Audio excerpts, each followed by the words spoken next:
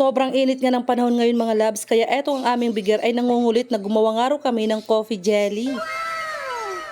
Nahawa na nga rin ito siguro sa akin na napakahilig sa kape kahit napakainit ng panahon, aba naman. Mabuti na nga lang at modular sila ngayon mga labs dahil sa sobrang init nga ng panahon, Diyos ko po, nakakaawa ang mga bata kapag papasok pa sa school. Kahit nga itong si kuya namin, nakatutok na nga dyan ang electric fan sa kanya pero pawis na pawis pa rin. Makikita nyo naman mga labs na tagos nga hanggang dito sa loob ng bahay namin ang sikat ng araw. Kaya wag talaga natin kalilimutang uminom ng maraming tubig. So ayan na nga mga labs, bumili nga lang kami sa tindahan ng gagawin naming coffee jelly. Ang kagandahan nga nito mga labs dahil meron na palang coffee flavor na Mr. Gulaman. Bali sa dalawang sachet ng Mr. Gulaman, naglagay nga lang kami dyan ng 6 na tasang tubig. Medyo may kalakihan kasi ang tasa namin dyan, kaya 6 lang ang nilagay namin. Napakadali nga lang gawin nito mga labs, kaya hinayaan ko na nga lang si Bigger dyan at ako na lang ang nag-video sa kanya. Haluin nga lang natin ito ng mabuti para wala nang buo-buo bago natin isalang sa apoy. Naglagay nga pala ako dyan mga labs ng 3 kutsarang asukal sa gulaman para may lasa naman at hindi ganun katabang pagka naluto. Haluin nga lang natin ng mabuti hanggang sa matunaw ang asukal at antayin natin hanggang sa kumulo. At pagka ganyan mga labs na kumukulo na nga at medyo malapot na, ay okay na yan, ilalagay na natin sa ating mga lagayan. Tamang-tama talaga ito sa sobrang init ng panahon. Kaya sa mga mahihilig magkape dyan, aba naman, ano pang inaantay nyo, gumawa na. Char. So ayan na nga mga labs, aantayin nga lang natin to na mag-sit at lumamig bago natin hiwain. At habang nag-aantay nga ako na lumamig ang gulaman mga labs, ay maghahanda nga muna ako ng tanghalian ng aking mga junakis. Nagpaluto nga lang sila ng hotdog dyan mga labs at yan nga daw ang gusto nilang ulam. Bihira lang naman to mga labs, kaya pagbigyan na natin para walang gulo.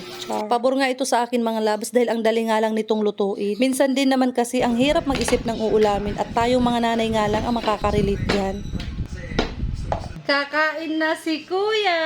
Kain na ikaw kuya? Anong ulam ng kuya? Hotdog. Ang ulam ng kuya. O si Bigger nagtago na naman. Kain muna tayo mga labs. Gutom na si kuya. Grabe ang init. Pawis na pawis si kuya oh. Maligo ikaw mamaya. Pagtas kumain. Ha?